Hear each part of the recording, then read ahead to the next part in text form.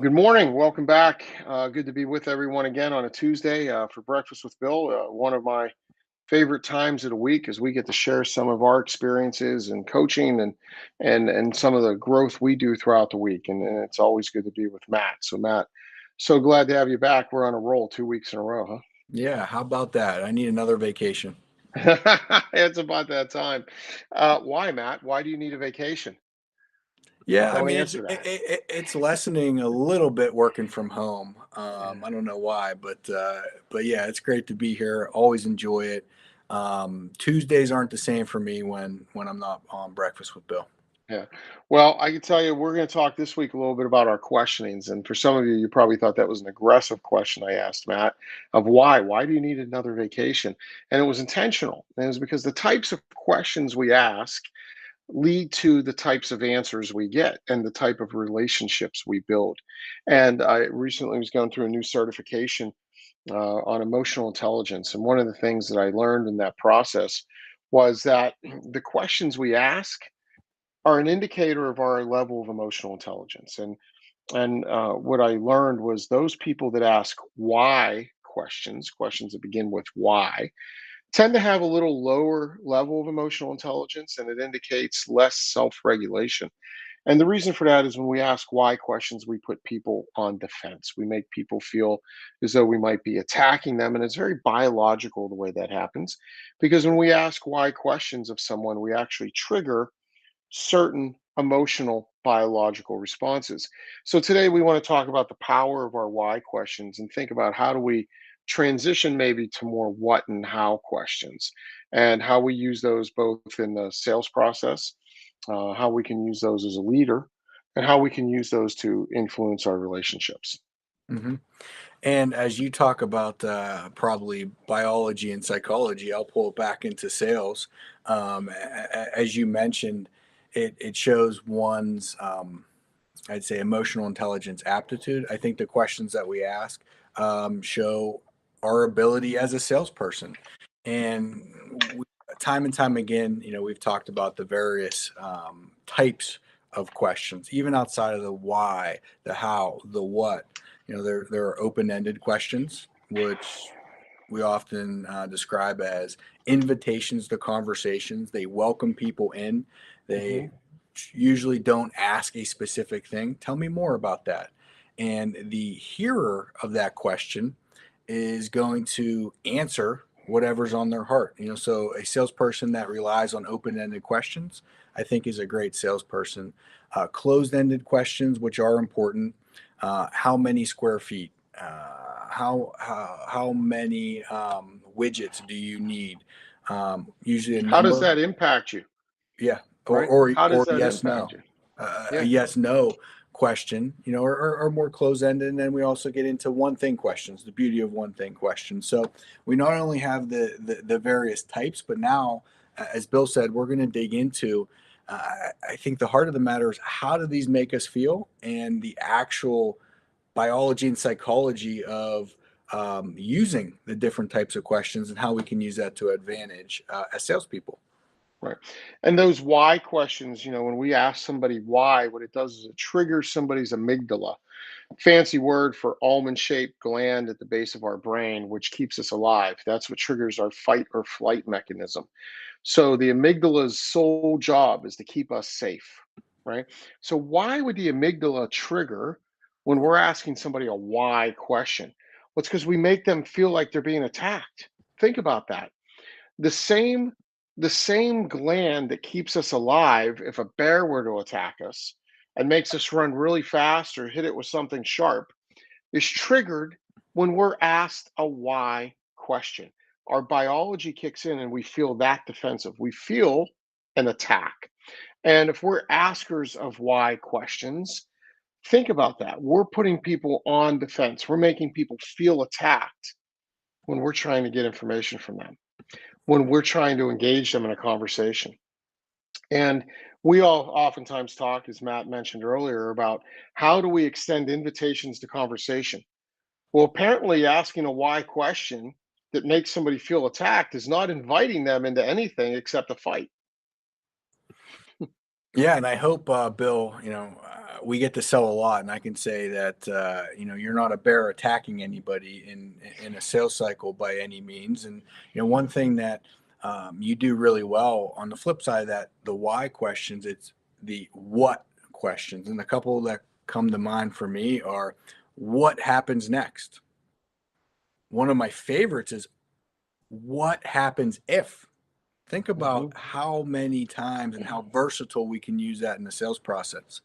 We're in a PDR, proposal draft review. What happens if a price comes in lower? Hmm. What happens then? How? How will you navigate that? We're inviting them in. The what, Hmm. the how is so very important with open-ended questions. But now we're going a level deeper, and it's just not an open-ended question. It's using the psychology to become even more, in fact, effective. Hmm.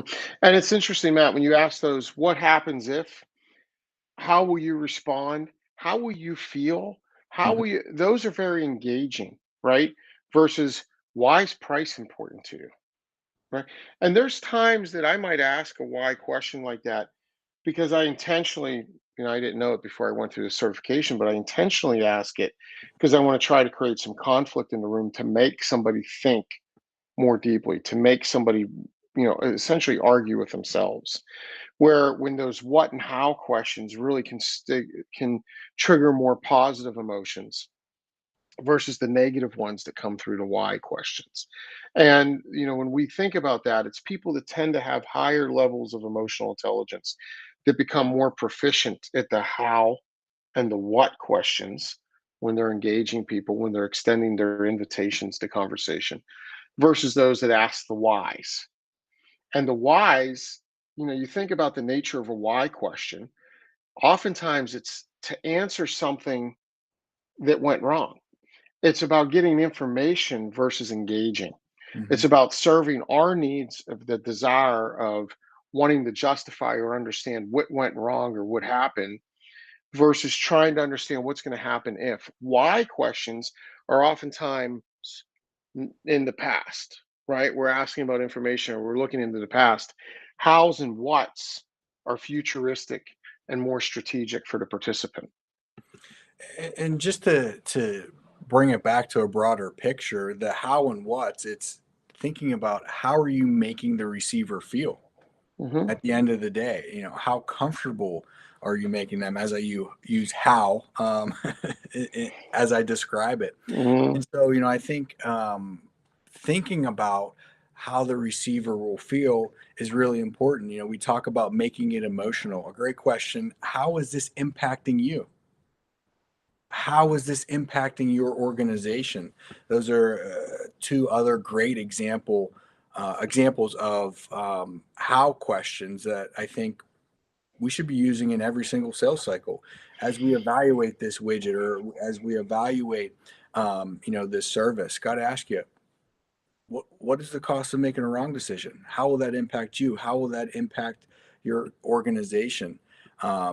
Just off the top of my head, I think are great opportunities to not only engage and make people think, but in a comfortable manner versus the why. And you said something the other day that I wrote down that reminds me of a why question in talking and thinking about it in the past. And you said, if we're defending something, we're already losing. If we're in defense mode, and so I don't want to go off on a tangent, but that just came to Hmm. my mind with why. And thinking about whys are usually, what happened, what was wrong, why someone acted a certain way, or why there was a response. And, just thinking about that, the defense mechanism that either the receiver is going to have, or if someone throws it back on us, the defense mechanism of making statements and telling and defending versus throwing it back and saying seems like that's important to you. How will it impact you? Hmm. What else do I need to know about that? Seems like you have some experience there. Hmm. It's funny, you're from that meeting when I said if you're defending, you're losing, you're already losing. You're the third person that's brought that up to me this week. And I don't even remember saying it. So sometimes, good things flow through me that I'm not responsible for, thank goodness. It's funny, we are talking about how we get better at asking these questions of others, and transitioning from why questions to how and what questions is actually a baseline, easy exercise to dramatically increase our emotional intelligence. And as we've shared with you in the past, EQ, or our emotional quotient, our emotional intelligence, is a far greater predictor on our success than our IQ or our intellectual capabilities. And for those who have mastered it, they do this naturally. For those of us that are growing and trying to become better, this is one easy way to start to apply to improve the quality of our relationships. Oftentimes our relationships are damaged because of past experiences, right? They're damaged because of things we can't let go of, or things we can't forgive somebody for. And in those relationships, we might be more inclined to ask why questions, because we don't necessarily trust what the individual is going to share with us, or we want to shame and blame them. I don't know about you guys, but guess who I shame and blame the most? Those I love, and most especially me. So I think when we change our self-talk and we move away from why questions about ourselves, and we start looking at our life circumstances and move away from why does this happen to me? Why me? Right? Why me? How many times have we asked that question?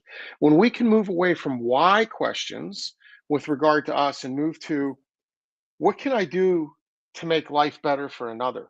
How will I use this situation that's come into my life and do something with it to make life better for another?